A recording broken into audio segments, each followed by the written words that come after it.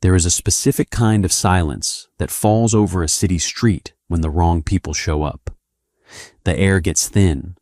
The traffic noise seems to mute itself. Sarah didn't care. She was running on 3 hours of sleep.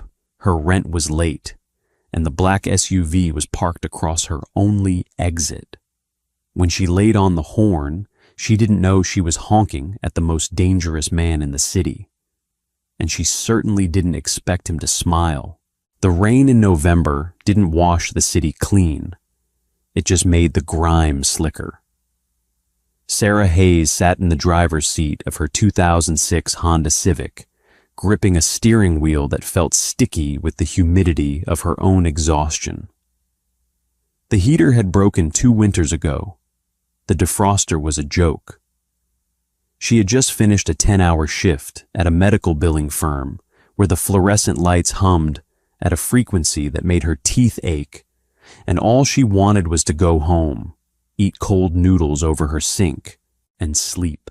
But she couldn't, because a matte black Mercedes G-Wagon was parked horizontally across the mouth of the alleyway, entirely blocking her exit. Sarah stared through her water-spotted windshield. The alley was a one-way artery behind the office building, flanked by brick walls and overflowing dumpsters. Backing up wasn't an option. Even if there was space, her Civic's transmission was a ticking time bomb. If she put it in reverse on this incline, the engine would stall, the gears would slip, and she would be paying a $300 tow fee she absolutely did not have. She honked. It was a pathetic, reedy sound, muffled by the downpour. No one moved. The G-Wagon sat there, idling. Its tinted windows offered nothing. Sarah rubbed her temples, feeling the sharp throb of a migraine building behind her left eye. She honked again. Longer this time. Lean on the horn until you feel. Better long. The driver's side door of the SUV opened. A man stepped out into the rain. He didn't hurry. He didn't flinch at the cold water hitting his shoulders. He was built like a cinder block wall, wearing a suit that probably cost more than Sarah's gross annual income. He walked slowly down the alley, stopping inches from her front bumper. He pointed a thick, scarred finger at her windshield, then jerked his thumb backward. Back up. Sarah rolled her window down exactly 2 inches. "I can't," she yelled over the drumming rain. "It's a one-way. Move your tank." The man's jaw tightened. He stepped closer, closing the distance to her window. He leaned down, his face entirely devoid of amusement. "Lady, put the car in reverse or I'm going to pull you out through this 2-inch gap and move it myself." Fear is a funny thing. On a normal day, Sarah would have panicked. She would have apologized, stripped her gears trying to reverse, and spent the drive home crying from the adrenaline dump. But today was not a normal day. Today, her landlord had slipped an eviction warning under her door. Today, her bank account was overdrawn by $14. Today, she had nothing left to lose to a man in a wet suit. "Do it," Sarah snapped, her voice trembling with an unhinged, exhausted anger. "Drag me out, pay my hospital bills. Better yet, pay my tow truck when this piece of junk dies in reverse. Move the car." She rolled the window up. Click. She threw the lock. Click. Then she crossed her arms, stared straight ahead, and waited. The giant man stared at her through the glass. For a second, she thought he was actually going to smash the window. He raised a fist. "Enough, Matteo." The voice cut through the rain. It wasn't loud, but it carried perfectly. The giant man, Matteo, froze. He lowered his hand and stepped back. The rear passenger door of the G-Wagon was open. A second man stepped out. If Matteo was a cinder block, This man was the razor wire on top of it. He was tall, dressed in a dark wool overcoat that hung effortlessly over a tailored charcoal suit. He didn't look angry. He looked profoundly bored. He held an umbrella over his head, walking down the slick asphalt with the steady, measured pace of a man who had never been rushed a day in his life. He stopped next to her window. He didn't knock. He just looked at her. Sarah stared back. His eyes were dark, taking in the rust on her door frame, the duct tape on her side mirror, and finally, her face. He was striking in a cold, architectural way, but there was a heaviness around his mouth, a distinct lack of humanity. He gestured for her to roll down the window. Sarah didn't move. She shook her head. The man tilted his head slightly. The boredom in his eyes shifted into something else. Curiosity. He tapped the glass with a single knuckle. A warning. Reluctantly, she cracked the window an inch. "You're holding up my evening," he said. His voice was smooth, resonant, and entirely stripped of any regional accent. It was the voice of a man who gave orders and never, ever had to repeat them. "You're blocking an active exit," Sarah replied. Her voice shook, betraying her. She gripped the steering wheel harder to compensate. "I can't reverse. My car will stall." "Then you will abandon the vehicle and walk," he said simply, as if leaving a car in an alley was a perfectly normal Tuesday evening activity. "I am not abandoning my car because you don't know how to park," she said. The words came out before she could stop them. Matteo took a step forward, his hand reaching inside his jacket. The man raised a single finger, and Matteo stopped dead. The man turned his attention back to Sarah. The silence stretched. The rain hit the roof of the Civic in a frantic rhythm. Sarah's heart hammered against her ribs. She was pushing her luck. She knew she was pushing her luck. The men in suits, the armored SUV, the utter disregard for city logic. She wasn't stupid. She knew what kind of people operated like this in this city. But the exhaustion anchored her to the seat.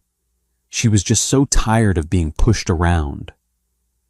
"Move the car," Sarah said, her voice dropping to a harsh whisper. "Please." The man looked at her knuckles, white on the steering wheel. He looked at the dark circles under her eyes, the cheap uniform blouse she wore, the fraying edge of her seatbelt. He absorbed all her pathetic, desperate reality in a matter of seconds, and then the corner of his mouth twitched. It wasn't a smile, it was a smirk, a dark, sharp thing that changed the entire geometry of his face. He leaned down, putting his face close to the inch-wide gap in her window. She could smell wet wool and an expensive, woodsy cologne. "Stubborn. Dinner tomorrow at 8 p.m. He didn't wait for an answer. He turned and walked back to the G-Wagon. Matteo stared at Sarah with open, hostile disbelief before turning to follow his boss. They got in. The door slammed shut with a heavy, vault-like thud. The SUV seamlessly slipped into gear, reversed out of the alley with terrifying speed and precision, and disappeared into the rainy city night. Sarah sat alone in the idling Civic. The alley was empty. "What a psycho," she whispered into the cold car. She slammed the gear into drive and pulled out into the street. She told herself she was angry. She told herself the shivering was just the broken heater. But deep down, under the exhaustion, an icy bead of terror had lodged itself in her stomach. Wednesday morning tasted like stale coffee and regret. Sarah sat at her cubicle, staring blindly at a spreadsheet of insurance codes. The glow of the monitor burned her eyes. Every time she closed them, she saw the rain, the alley, and the smirk. Dinner tomorrow at 8 p.m. She had spent the night trying to rationalize it. It was a power trip, a sick joke played by a bored, rich criminal. Men like that didn't take an interest in women who drove beat-up Hondas and bought their shoes on clearance. He had just wanted to scare her, to remind her of her place at the bottom of the food chain, and then drive away. By noon, she had convinced herself she was safe. By 3 p.m., she was laughing at her own paranoia. By 5 p.m., she walked out of the office building, wrapped her scarf tightly against the November wind, and felt perfectly normal. Then she turned the corner toward her apartment building. Parked directly across the street from her stoop was a black Lincoln Town car. It wasn't the G-Wagon, but the tint on the windows was exactly the same. The engine was idling. A faint plume of white exhaust dissolved into the freezing air. Sarah stopped on the sidewalk. The cold seeped through the thin soles of her boots. Her neighborhood was a run-down stretch of brick walk-ups and neon-lit laundromats. Cars like that didn't park here unless someone was getting evicted, arrested, or killed. She kept her head down, crossed the street, and jogged up the steps to her building. She fumbled with her keys, dropping them twice before finally unlocking the heavy glass door. She didn't look back at the car. She didn't have to. She could feel the weight of it pressing against her spine. Her apartment was on the 3rd floor. It was a studio, cramped and smelling faintly of old radiators and the neighbors cooking. She locked the deadbolt, fastened the chain, and collapsed against the door. It's a coincidence, she told herself, just a coincidence. At 6 p.m., someone knocked on the door. Sarah jumped, dropping the mug she was holding. It shattered in the sink. She approached the door like it was rigged to explode and looked through the peephole. A man in a plain gray suit stood in the hallway.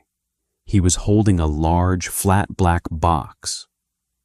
He wasn't Mateo, but he had the same blank professional posture. Sarah didn't open the door. "Who is it?" she called out. "Delivery for Ms. Hayes," the man said. His tone was perfectly polite, not a threat, just a statement of fact. "Leave it by the door," Sarah said. "I was instructed to hand it to you personally, ma'am." "I'm not opening the door." A pause. "Ms. Hayes, I am going to leave the box on the mat. I will then walk down to the end of the hallway. You can retrieve it. I will not approach." She watched through the peephole. The man set the box down, turned, and walked exactly 20 paces down the hall. He stopped, folded his hands in front of him, and stood facing the wall. Sarah waited a full minute. Her heart was beating so hard it hurt her throat. She undid the chain, unlocked the deadbolt, and opened the door a fraction. The man didn't turn around. She reached out, grabbed the box, and slammed the door shut, locking it instantly. She took the box to her small kitchen table. It was heavy, wrapped in matte black paper with no ribbon, no branding. She tore the paper off. Inside was a sleek charcoal gray garment box. On top of it sat a single piece of heavy cardstock. "The car will be waiting at 7:30. No signature, no address. Just an absolute certainty that she would comply." Sarah lifted the lid of the box. Inside, resting on black tissue paper, was a dress. It was a deep, muted emerald green made of heavy silk. It wasn't a cocktail dress or some scandalous piece of lingerie. It was elegant, long-sleeved, and severe. Beside it lay a pair of black leather pumps. She stared at the clothes. The sheer arrogance of it made her blood boil. He hadn't asked her size. He had just sent someone to guess, or worse, he had people who could find out. She lifted the dress. It was exquisite, The fabric felt like water running through her fingers. She held it against her body and looked in the cracked mirror over her dresser. It was going to be too big in the waist. A bitter, cynical laugh escaped her lips. Of course it is. The movies always lied. The mysterious billionaire never magically guessed a woman's exact measurements. She threw the dress on the bed. "I'm not going," she said aloud to the empty room. "I'm not playing this game." She went to the window and peeked through the blinds. The Lincoln was still there, 7 p.m. She sat on her couch, watching the clock. She imagined calling the police. "Hello, 911? A man told me he was buying me dinner and sent a car." They would laugh at her. Or worse, the cops in this precinct would recognize the license plate and suddenly become very busy elsewhere. 7:15 p.m. What would happen if she just stayed inside? Would the man in the gray suit come back up? Would Mateo break down the door? They knew where she lived. They knew her name.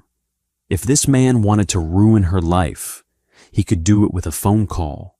She could lose her job. She could be blacklisted from every rental property in the city. She was an ant, and he was the boot.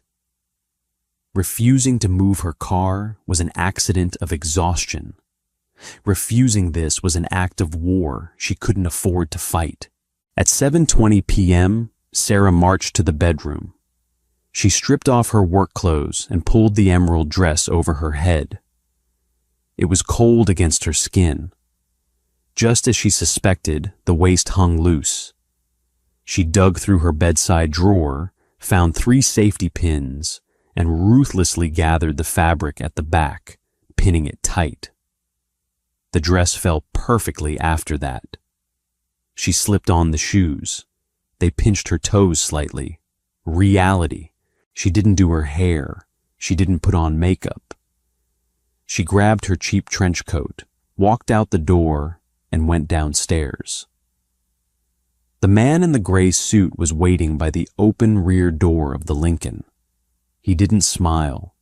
He didn't comment on her appearance. He simply waited for her to slide onto the leather seat, then shut the door behind her. As the car pulled away from the curb, Sarah watched her depressing neighborhood roll by. She felt like a prisoner being escorted to the gallows, dressed in stolen silk. The drive took 20 minutes. The car crossed the bridge into the financial district, where the streetlights were brighter and the buildings gleamed with corporate wealth. The Lincoln pulled up to the curb in front of Laura, a steakhouse known for requiring reservations 6 months in advance. The entrance was flanked by heavy oak doors and brass fixtures. The driver opened the door for her. Sarah stepped out into the freezing wind. She walked up to the doors and pulled one open. The heat of the restaurant washed over her, smelling of roasting garlic, wood smoke, and expensive wine. But it was utterly silent. Sarah stopped in the foyer. The restaurant was vast, with high vaulted ceilings and dark mahogany walls.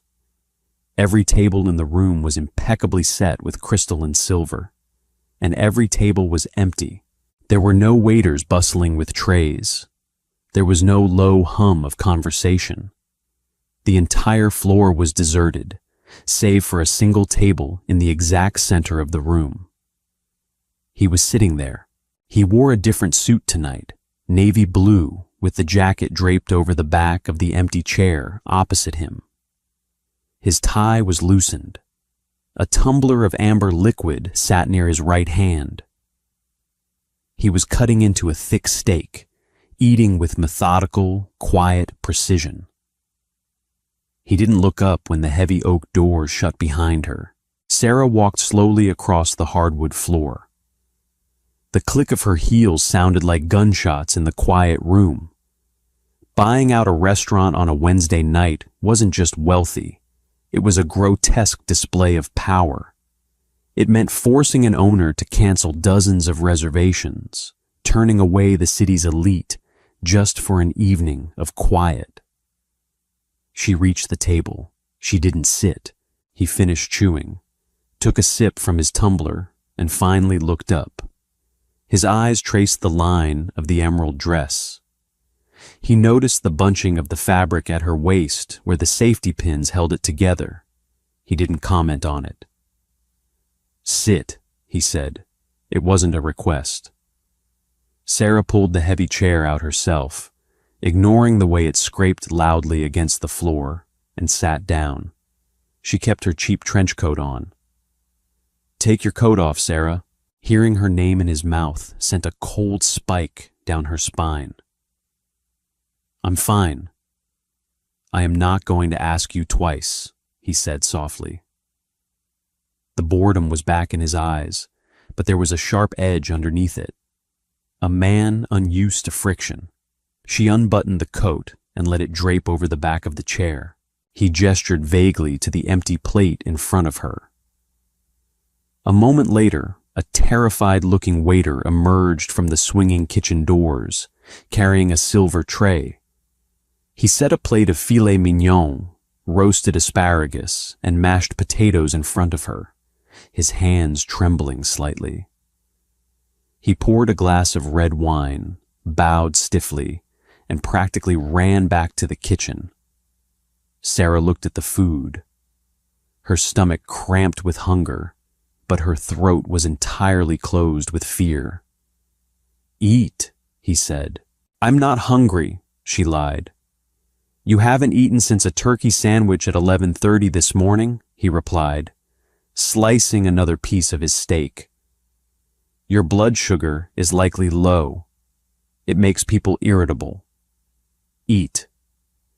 Sarah's hands dropped to her lap. She gripped her own wrists to stop the shaking. "Who are you?" He paused, his fork halfway to his mouth. He looked at her, truly looked at her, and the weight of his stare was suffocating.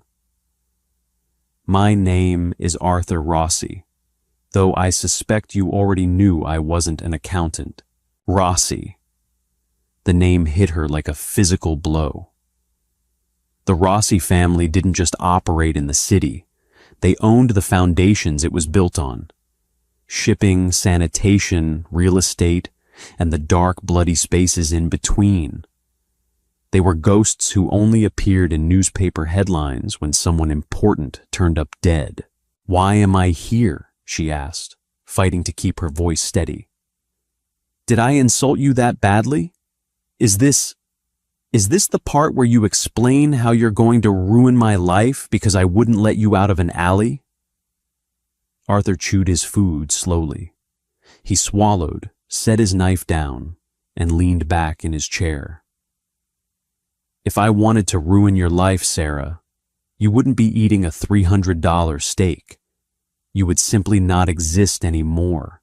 He said it so casually, so devoid of malice, that it was infinitely more terrifying than a shouted threat. "Then why?" she demanded. "Why the dress? Why the car? Why the empty restaurant?" "Because you were annoying," Arthur said simply. Sarah blinked. "Excuse me? My life is entirely predictable," Arthur continued, picking up his whiskey. "People agree with me. People cower. People run. Yesterday, I was having a profoundly irritating day. A shipment was seized. A partner was acting out of turn. I wanted to go home. You were in my way." He took a sip, his dark eyes fixed on hers. "You were in a rusted car that sounded like it was dying. You looked like you hadn't slept in a week. You had absolutely zero leverage. And yet, you looked Matteo in the eye and told him to pay your tow truck." "I was tired," Sarah said defensively. "I wasn't trying to be brave." "I know," Arthur said. "If you were trying to be brave, I would have let Matteo break your window. False bravery is tedious, but you were just genuinely at the end of your rope. You cared more about the inconvenience of reversing your car than you did about the very real possibility of being shot." He leaned forward, resting his forearms on the white linen tablecloth. It was the most honest human reaction I have seen in years. It amused me. So I'm a joke to you, a jester.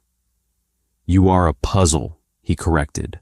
A woman drowning in debt, working a dead-end job, living in an apartment with a failing lock, who still has the audacity to lock her doors and cross her arms when a gun is present.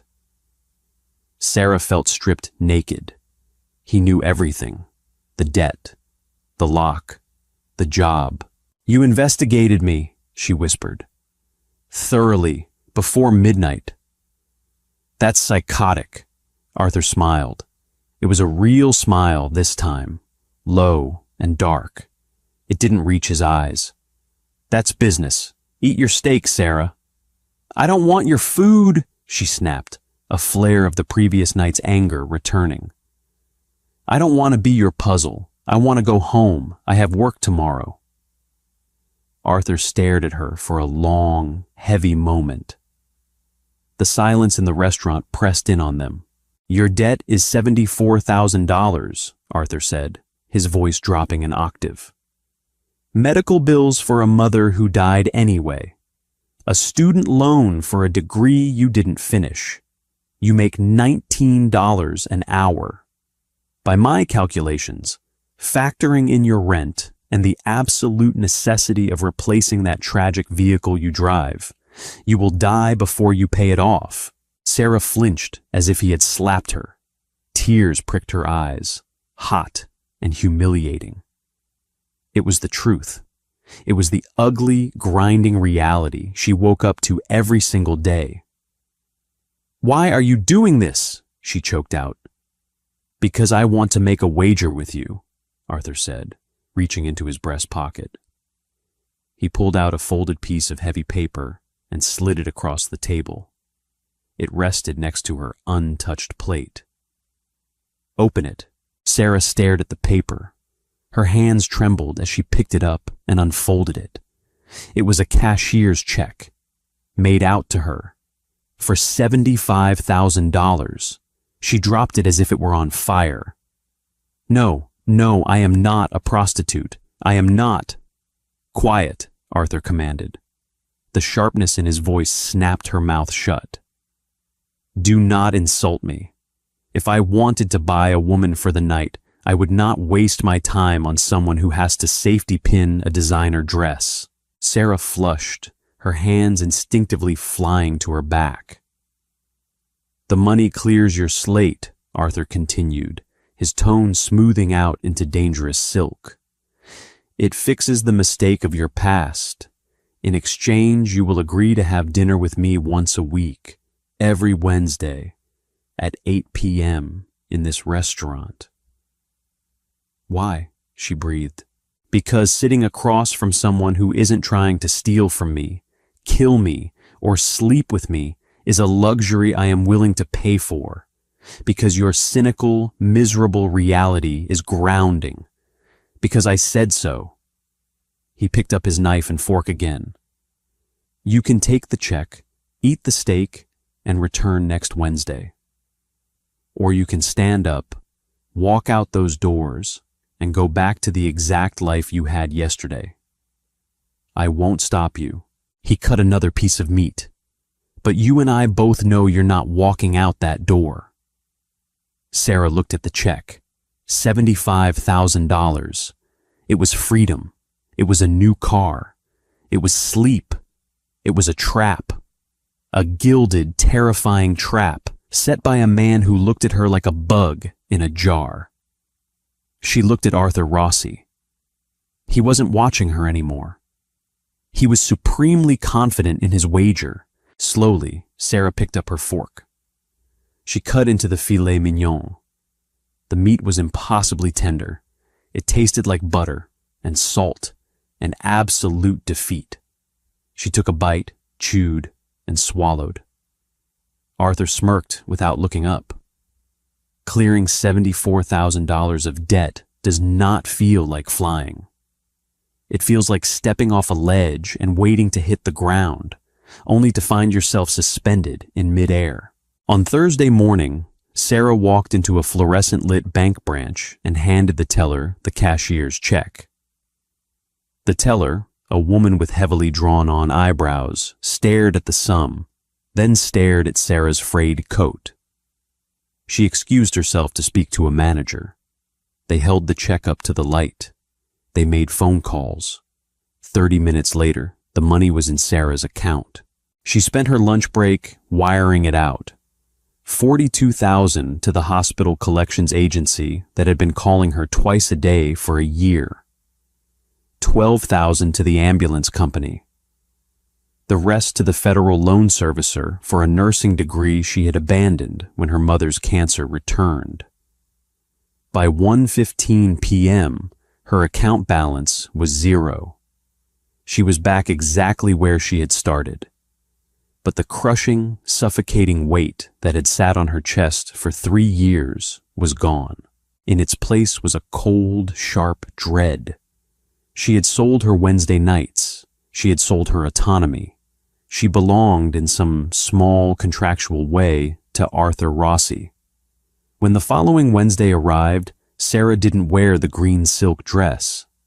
She shoved it to the back of her closet, wrapped in its black tissue paper. Instead, she wore a pair of dark slacks and a gray turtleneck sweater she had bought at a thrift store. It was clean. It was presentable. It was hers. At exactly 7:30 p.m., the Lincoln idled at the curb. The man in the gray suit opened the door. Sarah got in. Laura was empty again.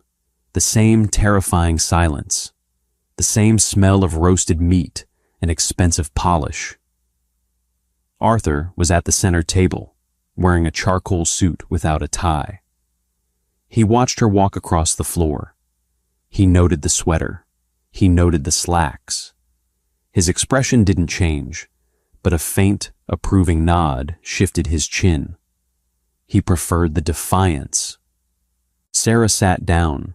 The waiter practically materialized out of the shadows, setting a plate of pan-seared scallops and risotto in front of her. "You paid the collections agencies," Arthur said. He didn't ask. He stated it. He poured a glass of white wine and slid it toward her. "You tracked the transfers," Sarah replied, picking up her fork. "I verified my investment. Eat." She took a bite of the risotto. It was rich, creamy, and entirely devoid of joy. "I'm not an investment. I'm a hostage on a payment plan." Arthur cut his own food. "Hostages are bound by force. You are bound by a transaction you willingly accepted. Tell me about your mother." Sarah stopped chewing. Her grip on the fork tightened until her knuckles ached. "No." Arthur paused. He looked up, his dark eyes locking onto hers. The air in the room seemed to drop 10 degrees. "The terms of our arrangement, Sarah, require conversation. I am not paying $75,000 to eat in silence. I can do that at home." "Then ask me about the weather. Ask me about medical billing codes. Do not ask me about my dead mother." The silence stretched. Matteo stood in the shadows near the entrance, perfectly still, a massive silhouette waiting for a command. Arthur stared at Sarah. She stared back, her heart hammering against her ribs, waiting for the explosion, waiting for the wrath of a man who ran a criminal empire. Instead, Arthur took a sip of his wine. "What is the billing code for a fractured orbital bone?" he asked calmly. Sarah exhaled, a shaky, imperceptible breath. S02.3XXA, initial encounter, and a gunshot wound to the right thigh, no exit? You're testing me. I am making conversation. Code. Sarah set her fork down. W34.00XA for accidental discharge. X9 5.9 XXA if it's an assault. Depending on what you tell the ER triage nurse before you threaten them into silence. The corner of Arthur's mouth twitched. the smirk was back. Fascinating. The bureaucracy of violence. For the next hour, they ate. Arthur asked sterile, pointed questions about her job, her commute, the failing infrastructure of her apartment building. Sarah answered with dry, cynical facts. She didn't smile. She didn't pretend to be charmed. She delivered the miserable truth of her daily existence, and Arthur consumed it like fine wine.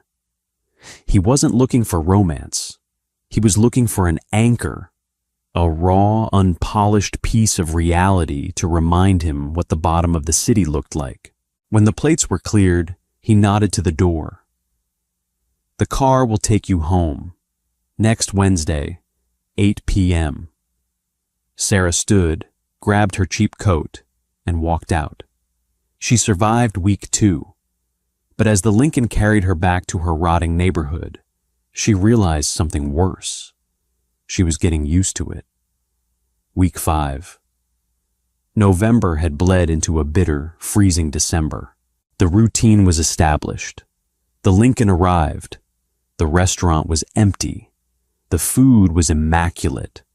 The conversation was sharp, clinical, and completely devoid of warmth.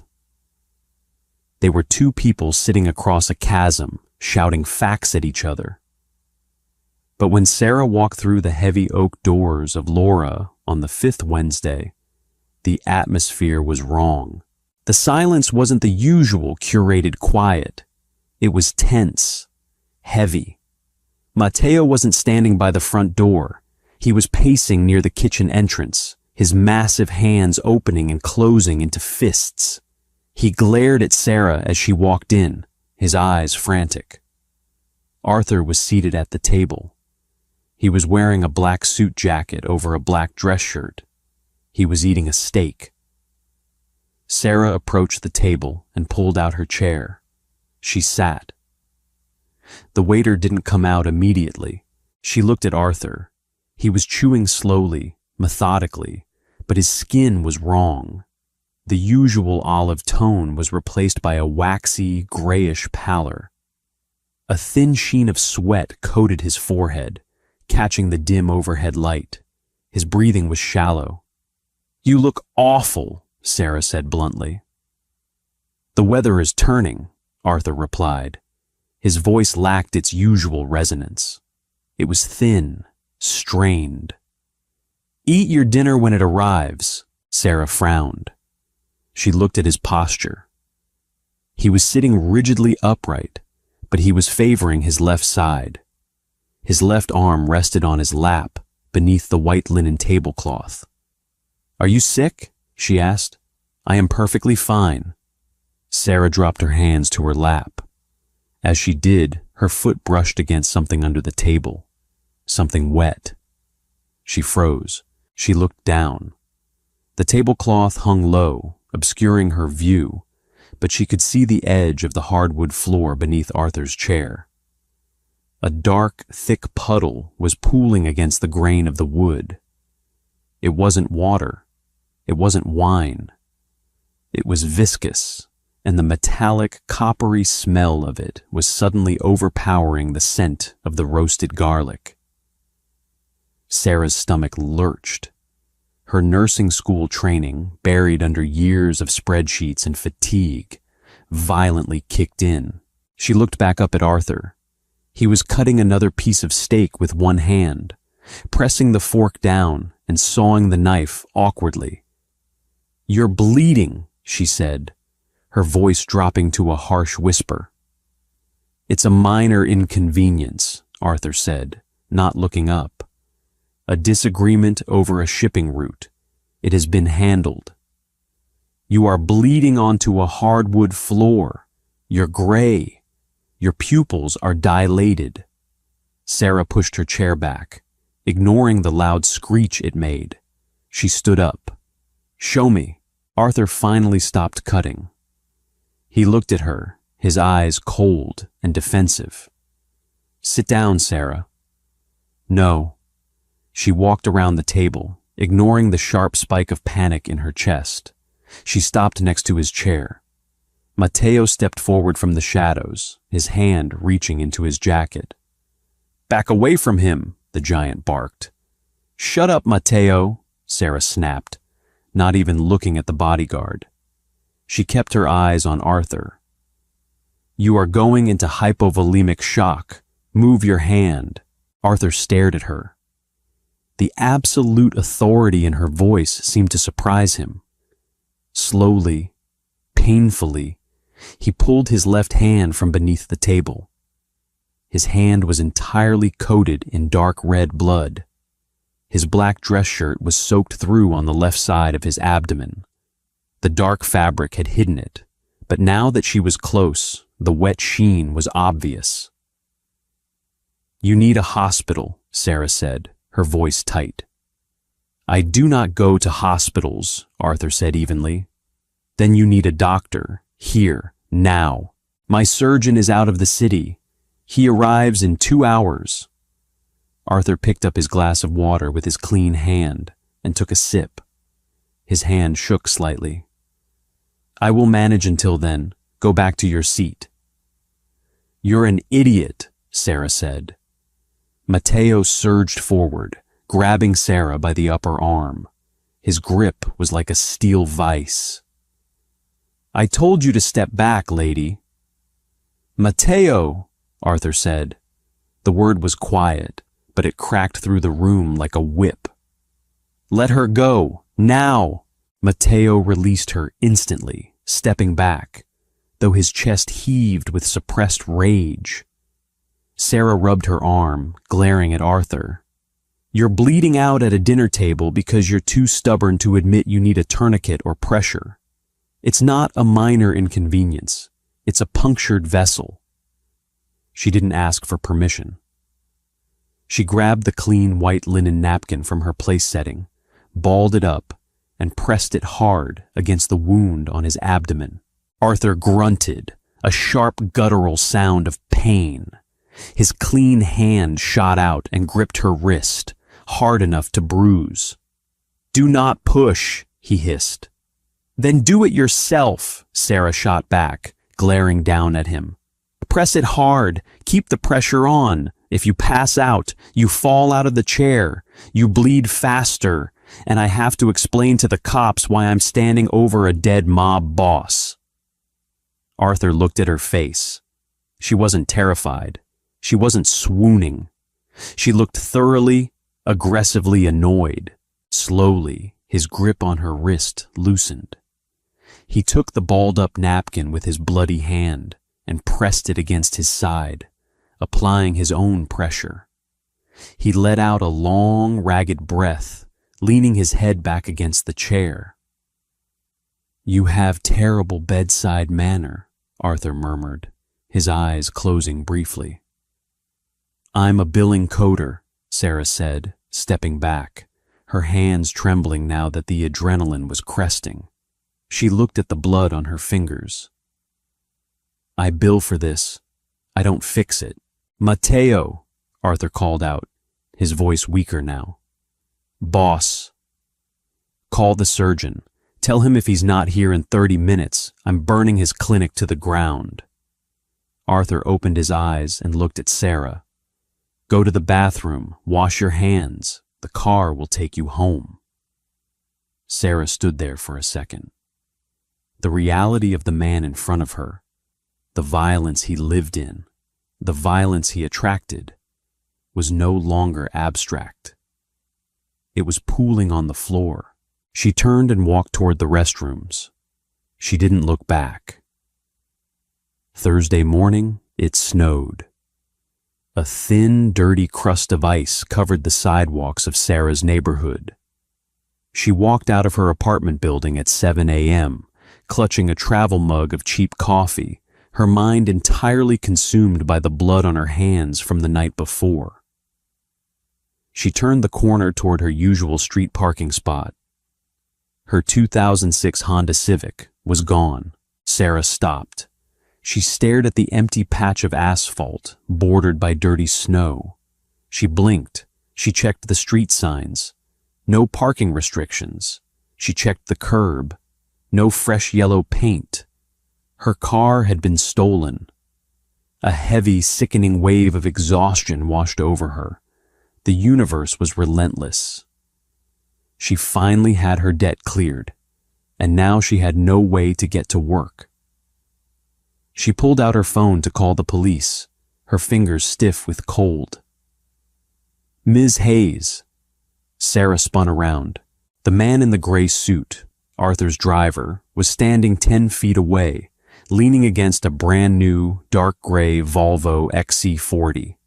It was parked legally, 2 spots down from where her Civic used to be. Sarah lowered her phone. She looked at the driver. She looked at the Volvo. "Where is my car?" she demanded, marching toward him. "Disposed of, ma'am," the driver said cleanly. He reached into his pocket and held out a set of keys. Mr. Rossi felt the Honda was no longer suitable. "Disposed of?"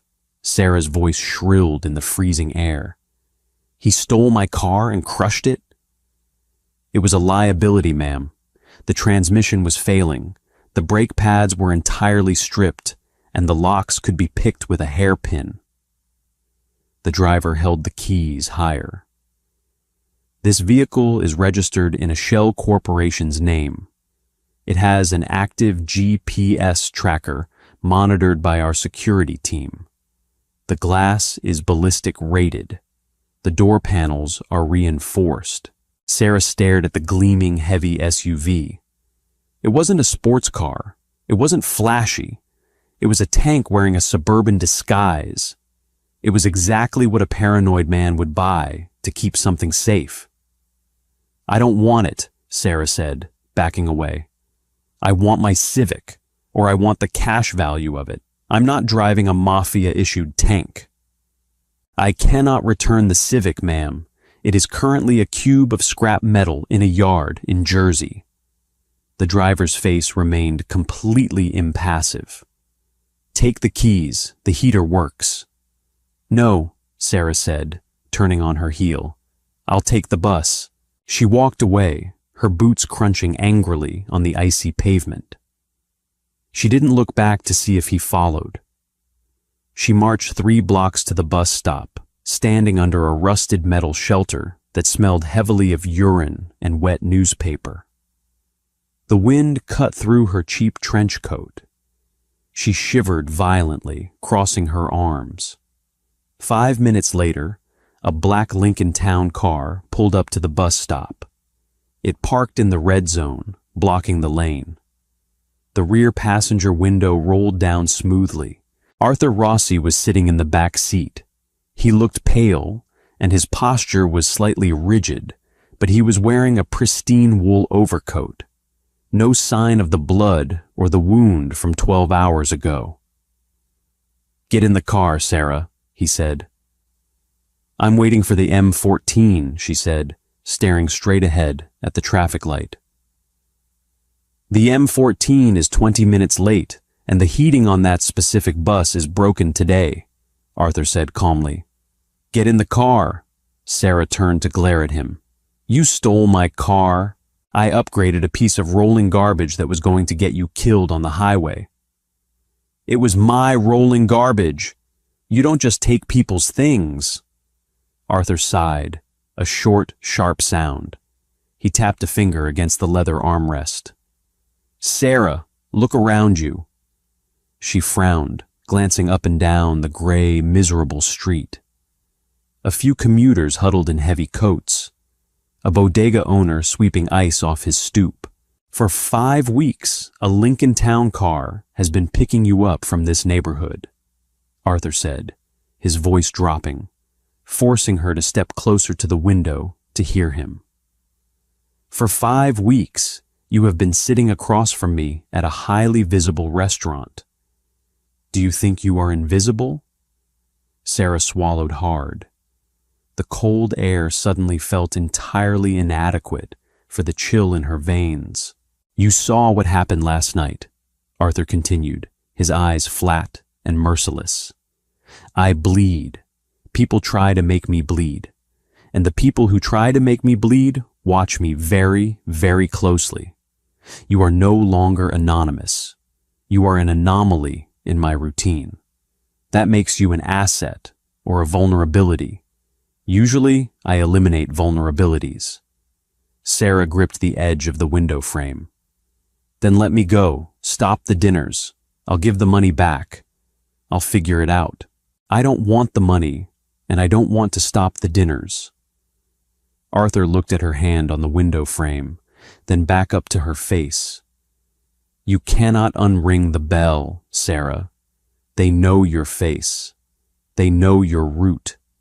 If you drive that pathetic Civic, someone will run you off the road just to see how I react. If you take the bus, someone will sit next to you and put a knife in your ribs just to send me a message. He wasn't threatening her. That was the most horrifying part. He was explaining the weather. He was explaining gravity. The Volvo is armored, Arthur said softly. It is safe, and you will drive it, because if you die because of your own stubbornness, I will be profoundly irritated. He pushed a button on his armrest. The door unlocked with a heavy thunk. I will drop you at your office. Tomorrow, the driver will bring the Volvo to your workplace. You will accept the keys. Sarah stood frozen on the curb. The bus wasn't coming. The old life she had, the miserable, debt-ridden, invisible life, was gone. She had traded $75,000 for a target on her back, and the only man offering a shield was the one who painted the target in the first place. Slowly, her hands numb with cold and defeat, Sarah opened the heavy door of the Lincoln and slid into the warm, leather-scented interior. Arthur didn't say a word as the car pulled away from the curb. He just watched the city roll by, entirely satisfied. The Volvo was a fortress.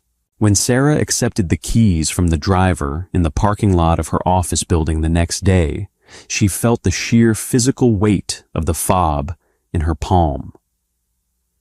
The car itself was an imposing block of dark gray Swedish steel. When she opened the driver's side door, it didn't just swing open, it unsealed. The hinges were thick, built to carry the weight of ballistic glass and reinforced paneling. When she shut it, the noise of the city, the sirens, the wind, the hum of traffic, vanished instantly. She sat in the leather seat, staring at the digital dashboard. The tank was full. The GPS screen was blank, but she knew it was broadcasting her exact coordinates to a room full of men with guns. She put it in drive. The engine was entirely silent. By Tuesday, her coworkers were staring. Sarah, a woman 2 cubicles down, who usually ignored Sarah unless she needed to borrow a stapler, caught her in the break room. She asked about the car. Sarah lied, claiming it was a wildly irresponsible lease she took out after paying off her debt. Sarah didn't believe her. The way Sarah looked at her changed. It wasn't respect, it was suspicion. Sarah was becoming alienated from her own miserable life. When Wednesday night arrived, she didn't wear the thrift store sweater. She didn't wear the emerald silk dress either. She wore a tailored black blazer she had bought at a department store with her last paycheck, over a crisp white shirt. It was armor. If she was going to sit in a gilded cage, she refused to look like a stray dog dragged in from the rain. Laura was exactly the same. Empty. Silent. Smelling of wealth and roasted meat. Arthur was already at the table. He was wearing a dark suit, but he sat stiffly, his left shoulder dropping slightly to accommodate the healing wound on his abdomen. He looked up as she walked across the floor. His eyes tracked the sharp lines of the blazer, the confident, angry rhythm of her heels. He didn't smirk this time. He just watched her. Sarah sat down, Before the waiter could materialize, she reached into her pocket and placed a small plastic bottle on the white tablecloth. She slid it across to Arthur. He looked at the bottle. It was a generic brand of iron supplements from a corner drugstore. "For the hypovolemic shock," Sarah said, her voice perfectly flat. "It helps rebuild hemoglobin. Since you refuse to go to a hospital and prefer to bleed on hardwood floors." Arthur picked up the cheap plastic bottle. His long, manicured fingers dwarfed it. He read the label. For a long moment, the only sound in the restaurant was the faint hum of the climate control. Then, Arthur laughed. It was a low, rough sound that caught in his chest and made him wince, pressing a hand to his ribs. But the laugh was genuine. It changed the entire structure of his face, erasing the cold, architectural boredom and revealing something startlingly human beneath it. "You bought me vitamins," he said, setting the bottle down next to his water glass. "You looked gray," Sarah replied, picking up her napkin and placing it in her lap. "It was aesthetically displeasing. I am touched by your concern for my complexion." Arthur signaled the waiter, who immediately brought out 2 plates of duck confit. Arthur wasn't drinking whiskey tonight, just sparkling water. The wound was keeping him cautious. They ate in silence for a few minutes. The tension at the table had shifted. It was no longer the heavy, suffocating dread of a predator playing with its food. It was a taut, vibrating wire between 2 people who understood exactly what the other was.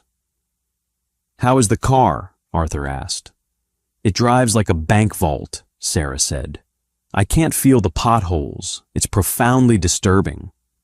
You miss the possibility of your transmission dropping into the street. I miss anonymity. I miss being ignored." Sarah set her fork down. She looked across the table, studying the sharp cut of his jaw, the dark, assessing eyes. "You said I'm an asset or a vulnerability. Which one am I tonight?" Arthur stopped eating. He leaned forward slightly, ignoring the pull of his stitches. "You are learning the rules of my world, Sarah. In my world, everything has a price. You traded your debt for your safety. But safety is a very expensive commodity. It requires maintenance." "I didn't ask for the car," she reminded him sharply. "You didn't have to. You are sitting at my table. That makes you mine to protect." The word hung in the air. Mine. It wasn't romantic. It was a statement of territorial absolute. It was the same way he would talk about a shipping port or a warehouse. But beneath the cold pragmatism, there was a dark, possessive current pulling at the legs of her chair. "I am not yours," Sarah said, keeping her voice low and steady. She refused to look away. "I owe you $75,000 worth of my time. 52 dinners, a year. That's a transaction, not ownership." Arthur's eyes darkened. The amusement vanished, replaced by a predatory stillness. He reached across the table, his fingers wrapping around the stem of his water glass. "A transaction requires 2 willing parties, Sarah," he said softly. "You are here because you had no other choice. Do not confuse your compliance with control." Sarah's heart beat wildly against her ribs, but she didn't flinch. "And you are here because you're bored, because no one else in your life will tell you that you're an arrogant, paranoid sociopath who needs to take iron pills." Matteo, standing in the shadows by the door, shifted his weight, his heavy shoes scraping the floorboards. Arthur held her gaze. The silence stretched until it felt like the air would snap.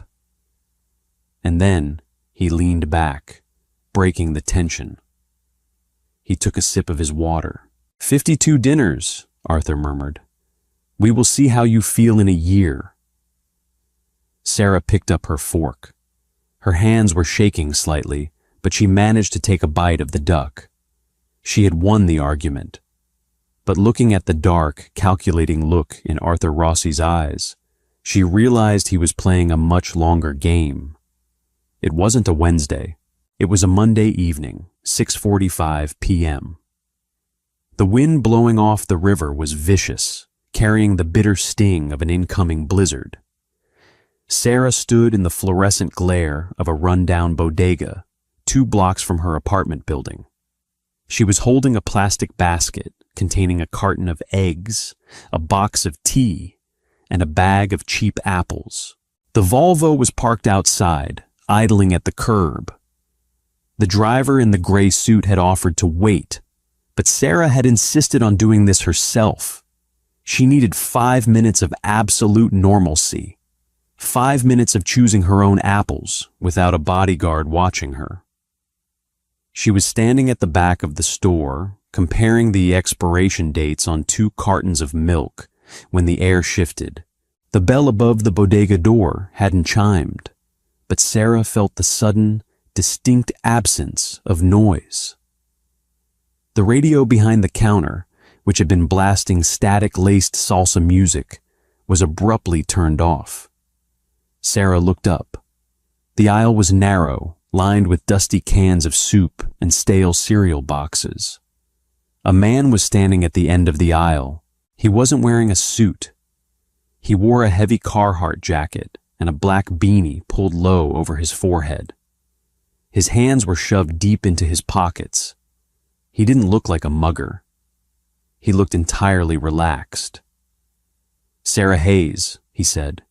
His voice was raspy, like he had swallowed glass. Sarah's blood ran cold. The milk carton slipped from her hand, hitting the linoleum floor with a heavy thud. It didn't burst, but it rolled lazily against the man's boots. "You're a hard girl to get a minute alone with," the man said, stepping over the milk.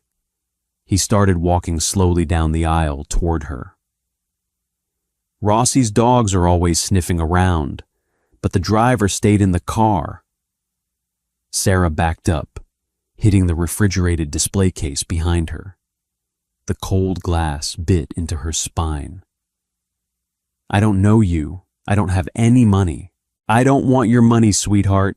I want your boss's attention." The man pulled his right hand out of his pocket. He was holding a short, thick piece of metal pipe, wrapped in black tape. Sarah looked around wildly. The store owner was gone. The front door was too far. The back exit was blocked by a stack of soda crates. "Arthur Rossi isn't my boss," Sarah choked out, her voice betraying the terror she was trying to swallow. "Don't matter. You're his new pet. Breaking a few of your fingers is going to send a very loud message about our cut of the waterfront." He lunged. Sarah threw the plastic shopping basket at his face. The eggs shattered. The apples scattered. The man swore, raising an arm to block the basket. It bought her exactly 2 seconds. She bolted toward the gap between the shelving units, scrambling for the front of the store. She didn't make it. The man grabbed the back of her coat, yanking her violently backward. Sarah screamed as she hit the floor, her shoulder slamming into the hard linoleum. The wind was knocked out of her lungs in a sharp, agonizing burst. The man stood over her, raising the metal pipe. A massive shadow eclipsed the fluorescent lights. Matteo didn't shout. He didn't issue a warning. He simply materialized from the end of the aisle like a runaway freight train. He grabbed the man's raised arm in midair. There was a sickening snap. The man screamed, a high, reedy sound of absolute agony. The pipe clattered to the floor. Matteo didn't stop. He pivoted, driving his knee into the man's ribs with the sound of splintering wood. The man collapsed, gagging on his own blood, clutching his ruined arm. Sarah scrambled backward, pressing herself against the bottom shelf, her breath coming in short, panicked gasps. Matteo stood over the broken man, his chest heaving slightly. He looked down, his face completely devoid of emotion, and kicked the man squarely in the jaw. The man went limp, unconscious. The silence rushed back into the bodega, broken only by the hum of the refrigerators. Matteo turned to Sarah. He didn't offer a hand to help her up. "Are you injured?" he asked, his voice a flat rumble. No," Sarah stammered, staring at the motionless body on the floor. "You broke his arm. Is he dead?" "Not yet." Matteo pulled a phone from his pocket, pressed a single button, and held it to his ear. "Handled. Bodega on 4th. Need a cleanup crew. Yes, she's fine." He hung up. He looked at Sarah, who was still sitting on the floor amidst the crushed apples and broken eggs. "Get up. We are leaving." Sarah couldn't stop shaking. Her legs felt like water. She used the shelving to pull herself up, her shoulder throbbing from the impact. Matteo gripped her arm, not roughly, but with an iron certainty, and led her out the front door. The Volvo was gone. In its place, parked diagonally across the street, blocking both lanes of traffic, was the matte black Mercedes G-Wagon. The rear door was open. Arthur stood on the pavement. The blizzard had started. Snow swirled around him in chaotic, freezing gusts, catching in his dark hair and settling on the shoulders of his overcoat. He looked at the bodega, then at Matteo, and finally at Sarah. The calculated bored Mafia boss was gone. The man standing in the snow was a raw, uncoiled nerve of violence. His eyes were completely black. The sheer radiating fury coming off him made the freezing air feel suffocating. He walked toward her. Matteo immediately dropped Sarah's arm and stepped back, giving his boss a wide berth. Arthur stopped inches from Sarah. He didn't ask if she was okay. He didn't offer comfort. He reached out and gripped her chin, tilting her face up to the streetlights. His thumb traced the line of her cheek, checking for bruises. His touch was burning hot against her freezing skin. "Did he touch you?" Arthur demanded, his voice a lethal, vibrating rasp. "He grabbed my coat," Sarah whispered, paralyzed by the proximity of him. Matteo stopped him before he could. "Before the pipe." Arthur dropped his hand. He looked past her, toward the bodega doors. For a second, Sarah thought he was going to walk inside and kill the unconscious man himself. "Arthur," she said. She didn't know why she said his name. It just slipped out. He snapped his attention back to her. The rage in his eyes flickered, warring with something darker. Guilt. He had told her she was a target. He had warned her. But seeing her shaking in the snow, collateral damage in a war she didn't ask for, broke a fundamental seal in his ironclad logic. "Get in the car," Arthur said. "I need to go home," Sarah said, pointing weakly toward her apartment building down the block. "You are never going back to that apartment," Arthur said. His tone brooked absolutely no argument. It was final, terminal. They know where you live. They know where you buy your milk. It's done. "Where am I supposed to go?" Sarah asked, the panic finally breaking through her shock. "My life is here. My stuff." "Your life is wherever I put it," Arthur snarled, the mask slipping entirely. He grabbed her by the shoulders, pulling her a fraction closer. The smell of wet wool and expensive cologne flooded her senses. "You are not an anomaly anymore, Sarah. You are a weakness, my weakness. And I do not leave my weaknesses undefended in a building with a broken lock. He let go of her and gestured to the open door of the G-Wagon. Get in. We are going to my house. Sarah stood in the snow. She looked at the dark street, her dingy apartment building in the distance, the flashing lights of an approaching cleanup van. The $75,000 had cleared her past, but it had bought her future. The transaction was over. The possession had begun. She pulled her cheap trench coat tight around her chest, walked through the snow, and climbed into the back of the armored car. The lines between a business arrangement and a dangerous obsession have officially been crossed. Sarah is no longer just a puzzle to Arthur. She's a target in his ruthless world, and he'll burn the city down to protect her. What did you think of Matteo's brutal intervention? And how will Sarah survive living under the same roof as the city's most dangerous man? Drop a comment below with your thoughts, hit that like button if you're hooked, and share this video with your fellow dark romance fans. Don't forget to subscribe so you don't miss the explosive next chapter.